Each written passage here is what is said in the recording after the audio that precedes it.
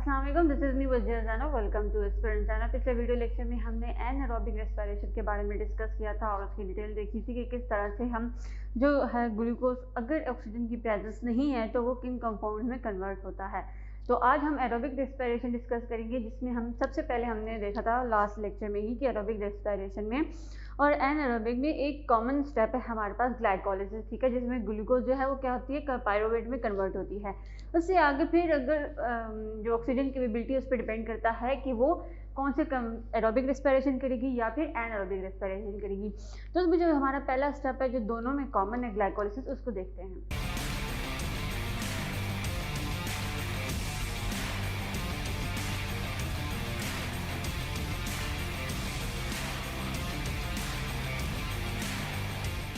जो वर्ड है हमारे पास ग्लाइकोलिसिस, अगर इसकी हम वर्ड पे जाएं तो इसका मतलब क्या होता है। ग्लाइ मतलब ग्लूकोज और लाइसिस मीनिंग ब्रेक डाउन।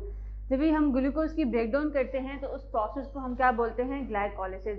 अब जो ग्लाइकोलिसिस है उसका एक और नेम भी है जिसको हम कहते हैं EMP पाथवे, ठीक है। जो ये इसका नेम है हमारे पास EMP पाथवे, ये इस वजह से अगर आपके पास क्वेश्चन आए कि आप EMP पाथवे के बारे में लिखें तो आप ग्लाइकोलिसिस का जो प्रोसेस है वो सारा डिस्कस कर सकते हैं, क्योंकि जो ग्लाइकोलिसिस का प्रोसेस है जिसने डिस्कवर किया था वो 3 साइंटिस्ट थे हमारे पास, जिनके नेम की बेसिस पे जो हमें इसको EMP पाथवे भी बोलते हैं, ठीक है। अब जो साइंटिस्ट के नेम थे, E से हमारे पास क्या है बेंडन, और M से मेयर्फ, और P से क्या है परनास, ठीक है। ये 3 साइंटिस्ट हैं जिनकी अगर हम देखें कि उन्होंने क्या किया, इस ग्लाइकोलिसिस के प्रोसेस को डिस्कवर किया। इसकी वजह से ग्लाइकोलिसिस को EMP पाथवे भी बोला जाता है। में हमने देखा कि एरोबिक और जो हमारे पास एनारोबिक की रेस्पिरेशन है उसमें जो हमारा जो एक कॉमन है ग्लूकोज को पायरोवेट में कन्वर्ट होना, वो हमारा क्या होता है जब किसी ने हमारे पास कंपाउंड ने एनारोबिक रेस्पिरेशन करनी है या एरोबिक करनी है, उससे पहले क्या होगा कि ग्लूकोज को पायरोवेट में कन्वर्ट होना पड़ेगा। वहाँ से फिर आपको क्या मिलेगी, energy. Different series of reactions होते हैं, ठीक है। उससे पहले हमारे पास क्या है ग्लाइकोलिसिस। ग्लाइकोलिसिस की अगर हम बात करें तो ग्लाइकोलिसिस आपको बताना चाहिए कि इसकी जो ये प्रोसेस है इसकी लोकेशन कहाँ है। मतलब हमने पिछले लेक्चर में भी देखा कि जो हमारे पास ग्लाइकोलिसिस का प्रोसेस है वो साइटोप्लाज्म में होता है। उसके बाद फिर जो बाकी सीरीज ऑफ रिएक्शंस होते हैं वो होते हैं जाके माइटोकॉन्ड्रिया में, जो आगे हम फर्दर स्टडी करेंगे। हमने देख लिया कि जो ग्लाइकोलिसिस है उसका क्या मतलब होता है, ब्रेकडाउन ऑफ ग्लूकोज। उसके बाद क्या है लोकेशन इसकी, जो साइटोप्लाज्म में होता है। ग्लाइकोलिसिस को हम EMP पाथवे भी बोलते हैं। और जो ग्लाइकोलिसिस है वो इटसेल्फ एक सीरीज ऑफ रिएक्शन है जिसमें जो एक ग्लूकोज है उसने कन्वर्ट होना है इनटू पायरोवेट, लेकिन वो जो ग्लूकोज की कन्वर्जन होनी है पायरोवेट में वो डायरेक्ट नहीं होती बल्कि थ्रू सीरीज ऑफ रिएक्शंस होती है। और वो जो सीरीज ऑफ रिएक्शन है उसमें क्या होता है कि एनर्जी यूज भी होती है और एनर्जी क्या होती है हमारी बन भी रही होती है, ठीक है। अब वो जो एनर्जी यूज़ हो रही थी, बन रही होती है, वो होती है हमारे पास एनर्जी ATP, ठीक है। इस वजह से जो हमारा ग्लाइकोलिसिस है वो एक्चुअली एक सीरीज ऑफ रिएक्शन है जिसमें एक्चुअली 10 स्टेप्स होते हैं, ठीक है। तो हम उन जो स्टेप्स हैं हमारे पास 10 स्टेप, उनको हम 2 में डिवाइड कर लेते हैं। 1 is the pay of and 1 is the preparatory. Preparatory phase में क्या होता है, पहले 5 स्टेप्स में हम कहते हैं कि वहाँ पे आपने एनर्जी यूज़ की, ठीक है। और जो हमारे पास हमारा पे ऑफ फेज, उसका मतलब है कि उस फेज में वही एनर्जी क्या हुई, रीजनरेट हुई। तो ग्लाइकोलिसिस ऐसा प्रोसेस है जिसमें आप एनर्जी यूज़ भी करते हैं और एनर्जी लेते भी हैं। और यहाँ पे जब हम एनर्जी की बात कर रहे हैं कि जो एनर्जी है, हमने बोला कि जो एनर्जी यूज़ हो रही है ATP की फॉर्म में, और जो एनर्जी फिर यहाँ से ग्लाइकोलिसिस से बनती है वो भी क्या है हमारे पास ATP। तो एनर्जी से हमें डिस्कस करना है कि क्या सिर्फ ATP ही एक सोर्स है एनर्जी की। तो अगर हम देखें कि हमारे पास जो एनर्जी है, हम ज़्यादातर बात करते हैं कि अगर हम देखें एनर्जी की फॉर्म्स, ठीक है, या फॉर्म्स ऑफ एनर्जी। एक हमारे पास क्या है ATP, क्योंकि ATP क्या है एनर्जी करेंसी ऑफ सेल। जब भी किसी सेल ने किसी प्रोसेस में, बॉडी में किसी प्रोसेस में, मेटाबॉलिज्म में, केमिकल रिएक्शन में होना है तो उसको जो एनर्जी चाहिए वो प्रोवाइड होती है इन फॉर्म ऑफ ATP। लेकिन सिर्फ ATP ही हमारे पास एक फॉर्म ऑफ एनर्जी नहीं है, बल्कि हमारे पास एक और है NADP, ठीक है। तो इसमें भी क्या होता है, ये भी हमारी एक फॉर्म ऑफ एनर्जी है। जब हमारे पास ग्लाइकोलिसिस का प्रोसेस हो रहा होता है और ग्लूकोज कन्वर्ट हो रहा होता है इनटू पायरुवेट, हम एनर्जी जो होती है वो आगे हम देखेंगे कि किस तरह से जो NADPH है वो हमारे लिए एनर्जी का सोर्स है, ठीक है। अब यहाँ पे जो ATP है ये तो हमें पता है एडिनोसिन ट्राइफॉस्फेट है। इसके अंदर हमारे पास जो फॉस्फेट होते हैं, 3 फॉस्फेट होते हैं, ठीक है। जब ये बॉन्ड बनते हैं एनर्जी चाहिए होती है, और जब एनर्जी चाहिए होती है इन बॉन्ड को ब्रेक करते हैं यहाँ से एनर्जी रिलीज होती है, ठीक है।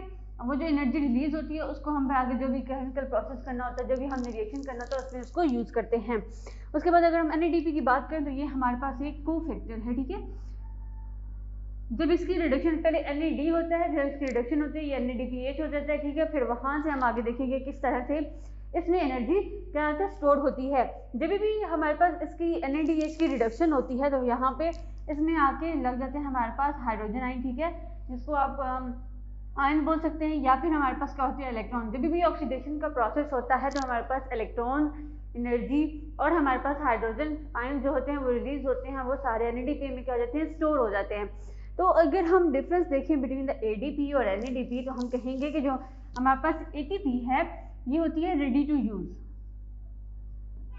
यूज एनर्जी, ठीक है। जब भी एनर्जी चाहिए होगी ATP से आप कोई भी एक बॉन्ड तोड़ेंगे फॉस्फेट का, आप एनर्जी ले लेंगे। लेकिन NADP की अगर आप यूज करें तो ये रेडी टू यूज एनर्जी नहीं है, क्योंकि मैंने भी आपको बताया कि जब भी ऑक्सीडेशन होती है किसी कंपाउंड की, फॉर एग्जांपल हमारे पास कोई एक A कंपाउंड है एलिमेंट, उसने कन्वर्ट होना है B में, ठीक है। यहाँ पे क्या हुई उसकी ऑक्सीडेशन हुई, और इस ऑक्सीडेशन में क्या होता है कि जो NAD होता है पॉजिटिव, वो एक हाइड्रोजन आयन लेता है और रिड्यूस हो जाता है NADH में। इसकी क्या हुई रिडक्शन, और जो कंपाउंड बन रहे थे उनकी क्या हुई ऑक्सीडेशन। तो ऐसा प्रोसेस जहाँ पे ऑक्सीडेशन हो रही हो, रिडक्शन भी हो रही हो, तो उस ओवरऑल रिएक्शन को हम क्या बोलते हैं रिडॉक्स रिएक्शन।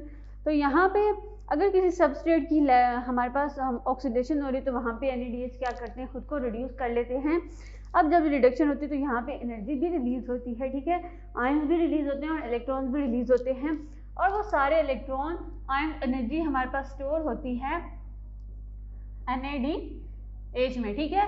तो अगर हम इसको बोले NAD तो हमारे पास इसमें स्टोर्ड एनर्जी होती है, तो इसमें हम कभी भी इसको इंस्टेंटली अगर एनर्जी की जरूरत पड़ेगी तो हम NADH से नहीं ले सकते बल्कि ATP से लेते हैं, ठीक है। लेकिन अगर आपसे पूछा जाए कि NADH का हमारे पास यहाँ पे क्या रोल है, तो ग्लाइकोलिसिस में यहाँ पे रोल नहीं है इसका, लेकिन क्योंकि ये क्या करता है एनर्जी को स्टोर करता है, ठीक है।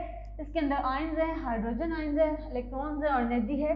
तो इसका अगर हम रोल देखें तो इलेक्ट्रॉन ट्रांसपोर्ट चेन में हम इसको जो भी हमारे पास इसके पास आयन्स होते हैं, हाइड्रोजन होते हैं, ठीक है, इलेक्ट्रॉन्स होते हैं, वो सारे इलेक्ट्रॉन ट्रांसपोर्ट चेन में जाएंगे और वहाँ से फिर क्या होगी ATP की सिंथेसिस होगी, जो जिसमें हम जो अलग प्रोसेस है इलेक्ट्रॉन ट्रांसपोर्ट चेन का वहाँ पे डिस्कस करेंगे।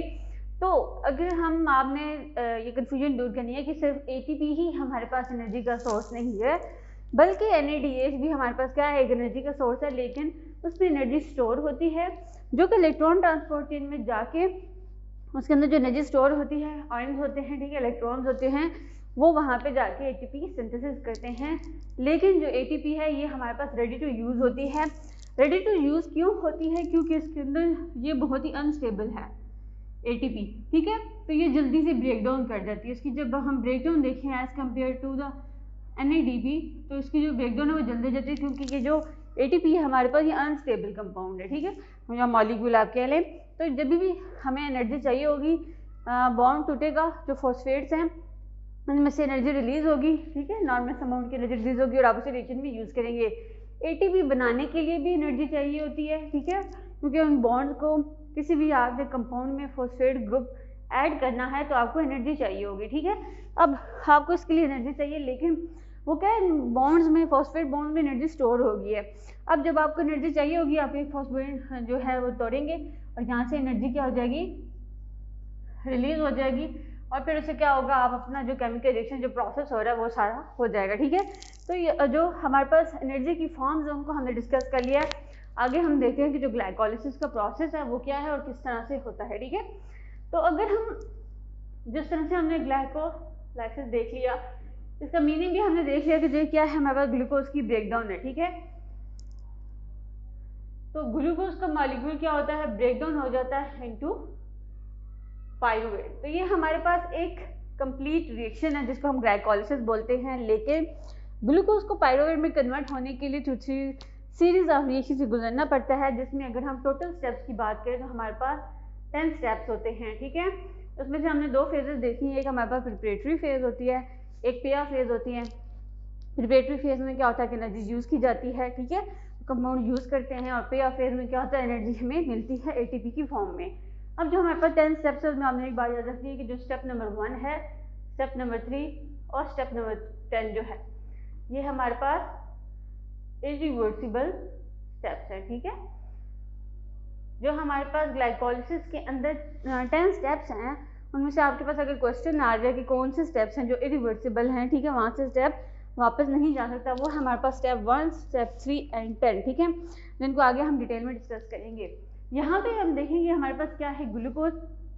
तो इसकी जो हिस्ट्री है, ये ग्लूकोज आया कहाँ से हम पीछे लेक्चर्स में देख चुके हैं, ठीक है। ये जो ग्लूकोज है इसको किसने बनाया था, प्लांट्स के लीव्स, ठीक है।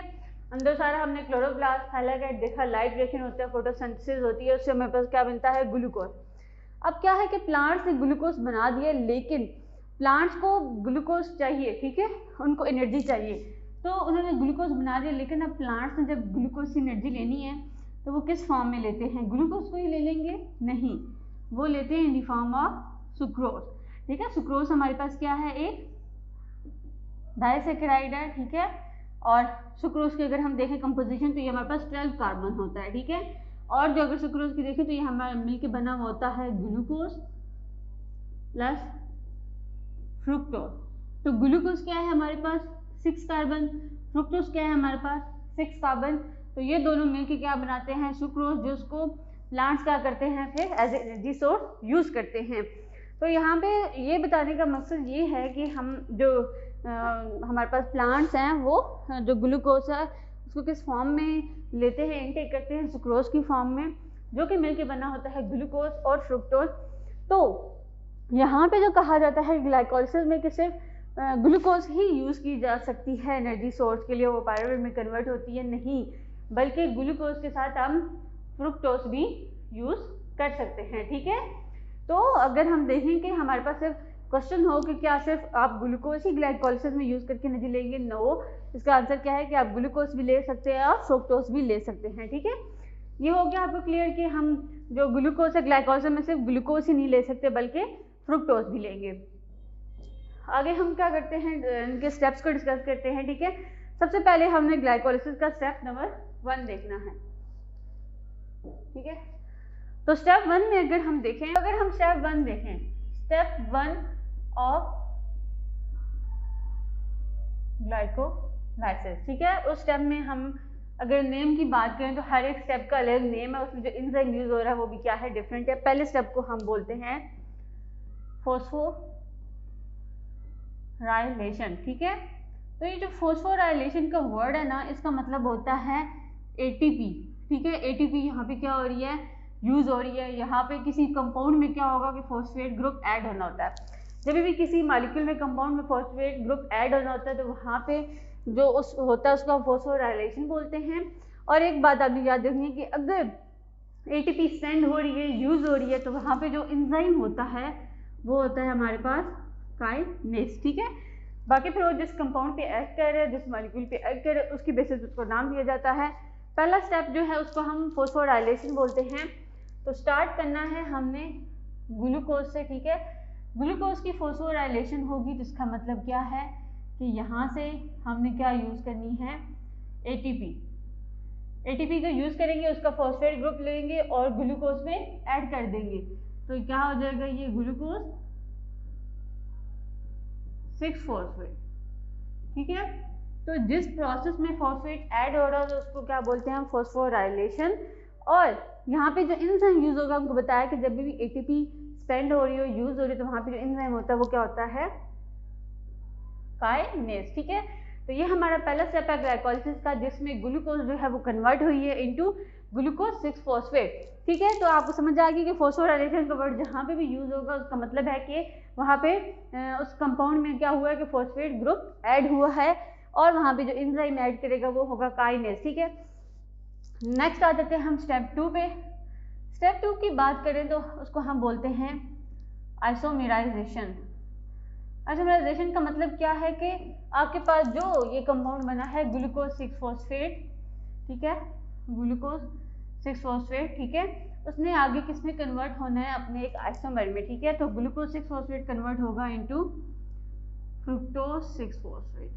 ठीक है, तो जब भी आइसोमराइजेशन होती है और कोई कंपाउंड अपने आइसोमर में चेंज होता है, वहां पे जो एंजाइम होगा वो होगा हमारे पास आइसोमेरेज। ठीक है, प्रोसेस क्या होगा हमारे पास आइसोमेराइजेशन, और जो एंजाइम यूज होगा वो हमारे पास क्या है आइसोमेरेज। ठीक है, उसके बाद हम आ जाते हैं स्टेप नंबर 3 पे। स्टेप नंबर 3 पे क्या होगा, हमारे पास ये जो फ्रुक्टोज 6-फॉस्फेट है उसमें क्या होगी, दोबारा से फॉस्फोराइलेशन होगी और वो कन्वर्ट हो जाएगा इनटू फ्रुक्टोज 1,6-फॉस्फेट। इसको पूरा लिख लें। ठीक है, तो यहाँ पे स्टेप नंबर 3 पे दोबारा से फॉस्फोराइलेशन होगी, तो यहाँ पे जो हमारे पास फ्रुक्टोज के 6 कार्बन पे हमारे पास फॉस्फेट ग्रुप अटैच था, एक और हमारे पास यहाँ पे एटीपी की क्या होगी यूज होगा और फॉस्फेट ग्रुप ऐड होना है, तो वो फ्रुक्टोज के कार्बन नंबर 1 पे अटैच होगा। ठीक है, तो इसके जो हमारे पास केमिकल स्ट्रक्चर्स हैं, हेडिंग स्ट्रक्चर्स, उनको याद रखने की जरूरत नहीं है, बस आपने स्टेप्स को देखना है। शुरू से अगर देखें तो स्टेप 1 हमारे पास क्या था कि जो ग्लूकोज है वो कन्वर्ट होता है ग्लूकोज 6-फॉस्फेट में थ्रू दी फॉस्फोराइलेशन। ठीक है, उसमें एक फॉस्फेट ग्रुप ऐड होना है, उसके बाद जो ग्लूकोज 6-फॉस्फेट है वो अपने आइसोमर में चेंज हो जाता है इनटू फ्रुक्टोज 6-फॉस्फेट। ठीक है, उसके बाद उसमें क्या होना है कि जो हमारे पास फ्रुक्टोज 6-फॉस्फेट है उसमें दोबारा से फॉस्फोराइलेशन होगी और उसमें एक फॉस्फेट ग्रुप लगेगा उसके कार्बन नंबर 1 पे, तो हमारे पास जो कंपाउंड आया है वो है फ्रुक्टोज 1,6-फॉस्फेट। ठीक है, ये हमारे पास हो गया स्टेप 3। आगे हम आते हैं स्टेप 4 पे। स्टेप 4 पे अगर हम बात करें तो यहाँ पे क्या होगी, क्लीवेज होगी या फिर हम स्प्लिटिंग भी बोलते हैं इसको। ठीक है, कि जो हमारे पास इसको नंबर्स में लिखेंगे फ्रुक्टोज 1,6, यहाँ पे क्या हो जाएगा, ये बिसफॉस्फेट होगा, बिसफॉस्फेट लिख लें या फिर डाइफॉस्फेट। ठीक है, तो यहाँ पे हमारे पास जो फ्रुक्टोज 1,6 बिसफॉस्फेट है उसने कन्वर्ट होना है या उसकी स्प्लिटिंग होनी है।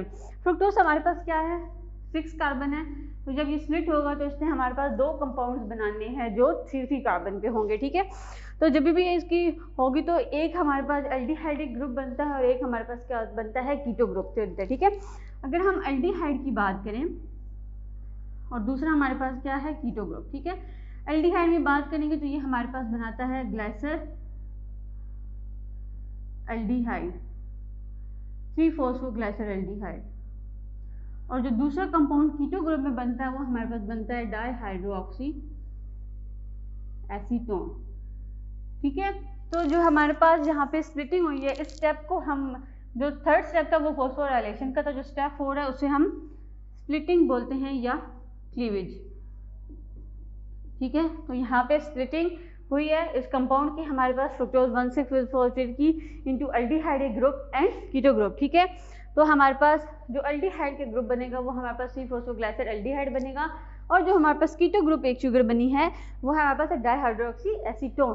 तो ये जो तीनों कंपाउंड्स है ये तीनों 3 कार्बन है, ये भी 3 कार्बन है, ये भी 3 कार्बन है, क्योंकि जो इनका पेरेंट मॉलिक्यूल था वो क्या था 6 कार्बन था। यहाँ तक आपको समझ आ गई स्टेप 4 में कि स्टेप 1 में हमने ग्लूकोज को ग्लूकोज 6-फॉस्फेट में कन्वर्ट किया, देन 6-फॉस्फेट को फ्रुक्टोज 6 में, और उसको भी हमने एक और फॉस्फेट ग्रुप अटैच किया, तो it will be one fructose 1,6 bisphosphate. तो जिसने बार से स्प्लिटिंग करनी है उसकी क्लीवेज होनी है, तो उसने कन्वर्ट होना है हमारे पास एल्डिहाइड और कीटोन में। ठीक है, तो जो एल्डिहाइड ग्रुप है उसमें पर ग्लाइसर 3-फॉस्फोग्लाइसर एल्डिहाइड, जो दूसरा है हमारे पास डाइहाइड्रोक्सी एसीटोन। ठीक है, अब यहाँ तक समझ आ गई तो इसको हम रेस करते हैं। ठीक है, आप इसका चाहें तो स्क्रीनशॉट ले सकते हैं। उसके बाद इसको रेस करते हैं, और जो हमारे पास यही हमारा स्टेप था स्टेप 4, जिसमें हमारे पास क्या बना, एक एल्डिहाइड, दूसरा क्या है हमारे पास कीटोन, ये था हमारे पास 3-फॉस्फोग्लाइसर एल्डिहाइड। ठीक है, और ये था हमारे पास डाइहाइड्रोक्सी एसीटोन। तो ये हमारे पास स्टेप 4 था। अब इसमें क्या होना है कि दोबारा से जो हमारे पास स्टेप 5 है उसमें क्या होगा कि ये हमारे पास क्या हो जाएगी, इंटरचेंज हो जाएंगे। ठीक है, तो ये जो हमारे पास डाइहाइड्रोक्सी एसीटोन है ये भी कन्वर्ट हो जाएगा, जिसको हम आइसोमेराइजेशन बोलेंगे। ठीक है, स्टेप को स्टेप नंबर 5 पे, जिसमें हमारे पास जो डाइहाइड्रोक्सी एसीटोन है वो भी कन्वर्ट हो जाएगा इनटू फॉस्फोग्लाइसी एल्डिहाइड। ठीक है, तो ये भी इसमें हमारे पास कन्वर्ट हो गया है। तो स्टेप नंबर 5 में हमारे पास क्या हुई, आइसोमेराइजेशन हुई है, जिसमें हमारे पास जो कीटो ग्रुप था वो कन्वर्ट हो गया इनटू एल्डो ग्रुप। तो अब जो हमारे पास जो ये फॉस्फोग्लाइसर एल्डिहाइड है, इसके जो मॉलिक्यूल्स होंगे वो 2 होंगे। अब जो हमारे पास स्टेप 6 है, यहाँ तक जो स्टेप 5 तक हमने पढ़ा, ये हमारे पास प्रिपरेटरी फेज थी, ठीक है, जिसमें एटीपी को क्या हुआ यूज़ किया और हमने क्या किया, उसमें फॉस्फेट ग्रुप्स ऐड किए हैं। अब यहाँ से एंड पे जो भी रिएक्शंस होंगे हमारे पास वो डबल होंगे, ठीक है, हम लेकिन लिखेंगे एक, लेकिन वो रिएक्शंस क्या हो रहे होंगे, डबल हो रहे होंगे, क्योंकि हमारे पास यहाँ पे जो स्प्लिटिंग हुई थी और 2, एक एल्डिहाइड और एक क्या बना था हमारे पास कीटो ग्रुप बना था, वो कीटो ग्रुप भी हमारे डाइहाइड्रोक्सीस्टोन क्या हो गया, आइसोमेराइज हो गया इनटू फॉस्फोग्लाइसर एल्डिहाइड। अब जो हमारे पास स्टेप 6 है, उसको देने से पहले अगर आप बात हम समझ लें कि जो हमारे पास एसिड होते हैं, ठीक है, एसिड की जब रिडक्शन की जाती है तो वो कन्वर्ट होते हैं इनटू एल्डिहाइड, ठीक है, लेकिन जब एल्डिहाइड की ऑक्सीडेशन की जाती है तो वो कन्वर्ट होते हैं इनटू एसिड, ठीक है। कोई एल्डिहाइड है, ठीक है, हमारे पास CHO, अगर उसमें ऑक्सीडेशन मतलब एडिशन कर देंगे होगा तो ये हमारे पास क्या बन जाएगा, कोई एसिड बन जाएगा, ठीक है। तो जो आगे हमने स्टेप 6 देखना है उसमें हमने ऑक्सीडेशन ही देखनी है, ठीक है। इस वजह से मैंने आपको पहले समझा दिया कि कोई अगर एसिड हो उसकी रिडक्शन की जाती है तो हमारे पास एल्डिहाइड ग्रुप बनता है, और जब एल्डिहाइड ग्रुप की ऑक्सीडेशन की जाती है तो हमारे पास क्या बनता है, एक एसिड बनता है, ठीक है। तो जो हमारे पास स्टेप 6 है उसमें एक्चुअली हमारे पास ऑक्सीडेशन हो रही होती है, ठीक है। और स्टेप 6 में हम जो कंपाउंड लेके आगे चलेंगे वो हमारे पास क्या है, 3-फॉस्फोग्लाइसर एल्डिहाइड, ठीक है। अब इसने आगे कन्वर्ट होना है, हमारे पास क्या है, एक एल्डिहाइड है, इसकी ऑक्सीडेशन होगी तो ये किस में कन्वर्ट होगा, इनटू एसिड। तो इसको हम रेज करते हैं और जो हमारे पास स्टेप 6 है उसको दोबारा से लिखते हैं, ठीक है। अब अगर हम स्टार्ट करते हैं स्टेप 6 से, और ये जो हमारे पास फेज है इसको हम बोलते हैं पे ऑफ फेज, ठीक है। जो हमारे पास स्टेप 6 से स्टेप 10 तक जितने भी रिएक्शन होंगे उसको हम पे ऑफ फेज बोलते हैं, और जो स्टेप 5 तक हमने डिस्कस किए हैं वो हमारे पास थी प्रिपरेटरी फेज, ठीक है। स्टेप 6 में हमारे जो स्टेप 5 के बाद जो हमारे पास एक कंपाउंड आया था ग्लाइसर एल्डिहाइड 3-फॉस्फेट, ठीक है।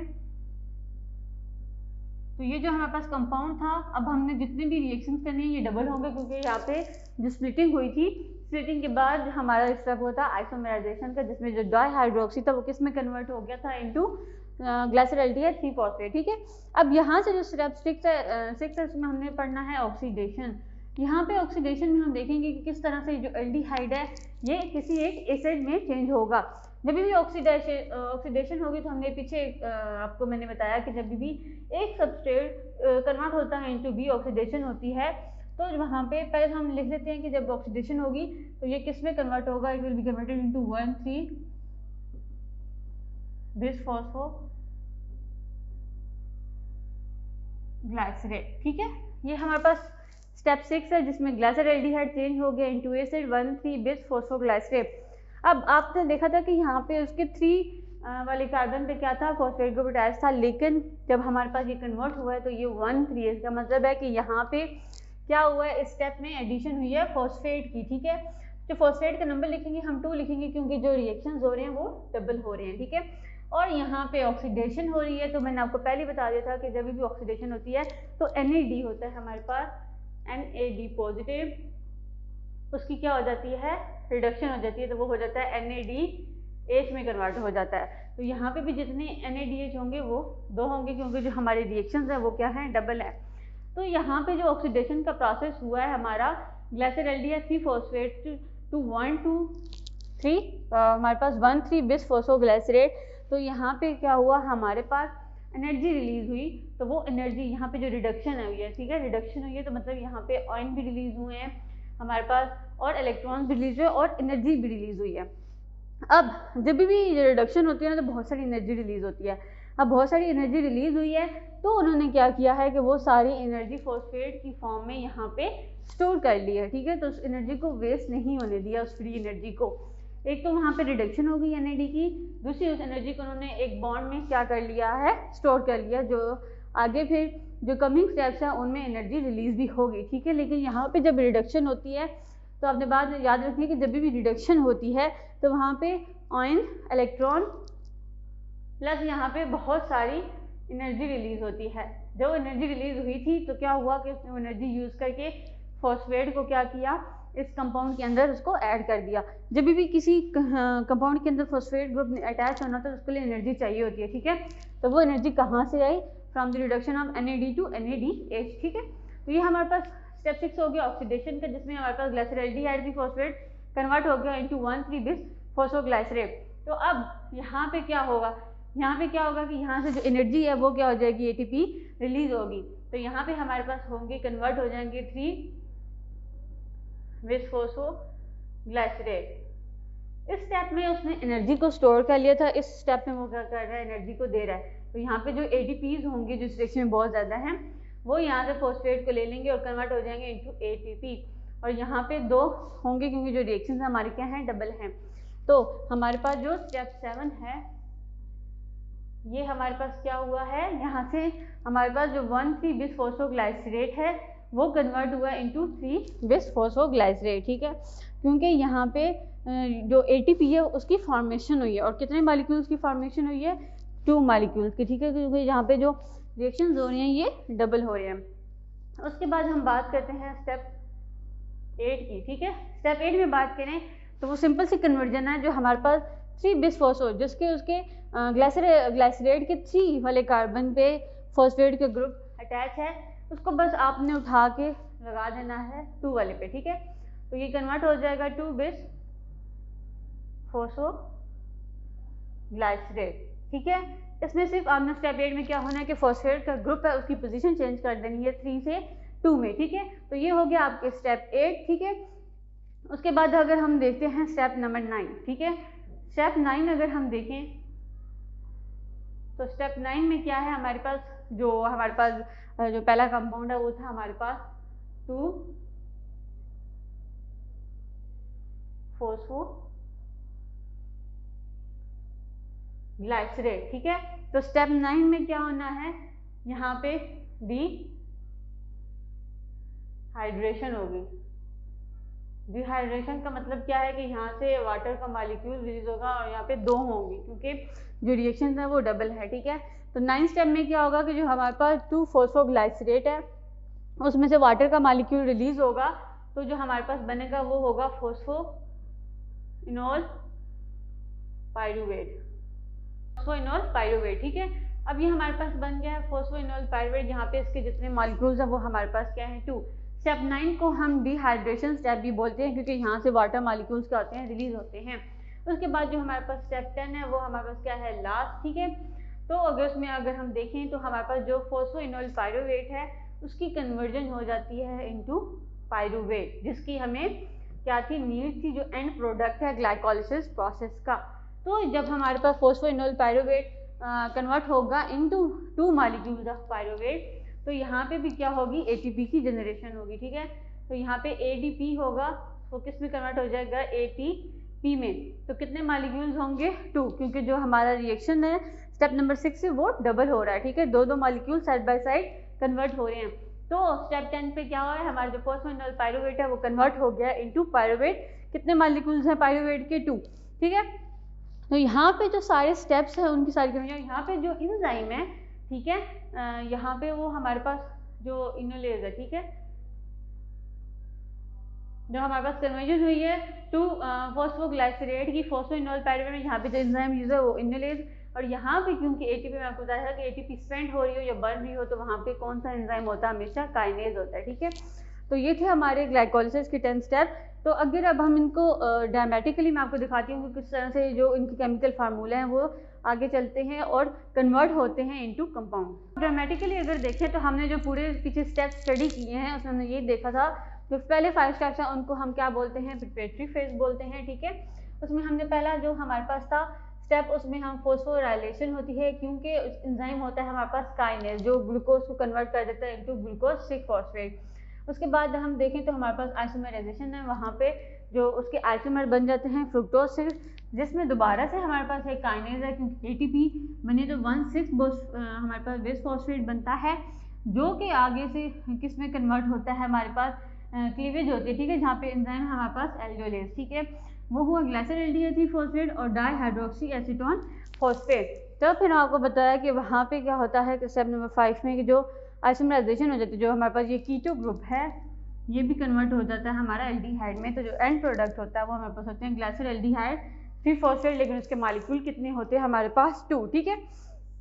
तो ये हमारे पास क्या है, प्रिपरेटरी फेज है ग्लाइकोलिसिस की।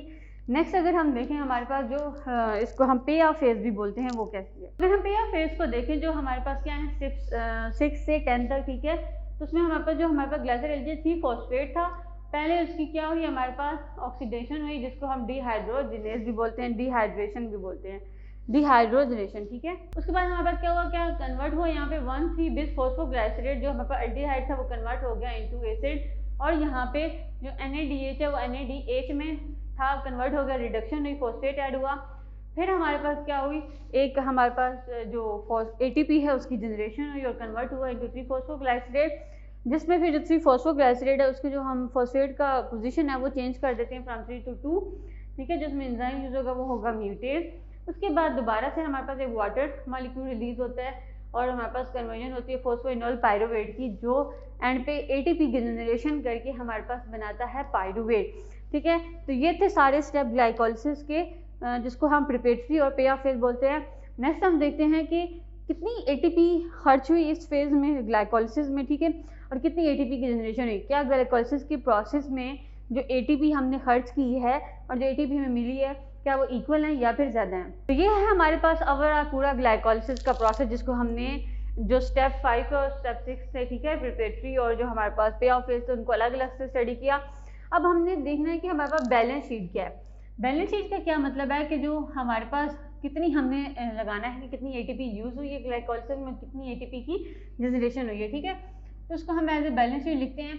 तो अगर आप देखें जो हमारे पास, पहले हम लिख लेते हैं कि ATP यूज़, कितनी ATP यूज़ हुई है और फॉर्मेशन कितनी हुई है हमारी ATP की, ठीक है। तो अगर हम देखें तो हमारे पास प्रिपरेटरी फेज में ही ATP के मॉलिक्यूल्स हमारे यूज़ हुए थे, ठीक है। तो पहले स्टेप में हमारे पास कितने, एक ATP यूज़ हुई है। उसके बाद फ्रुक्टोज से 1-बिस में जाने के लिए फर्स्ट में हमारे पास क्या हुआ, 8 ATP यूज़ हुई।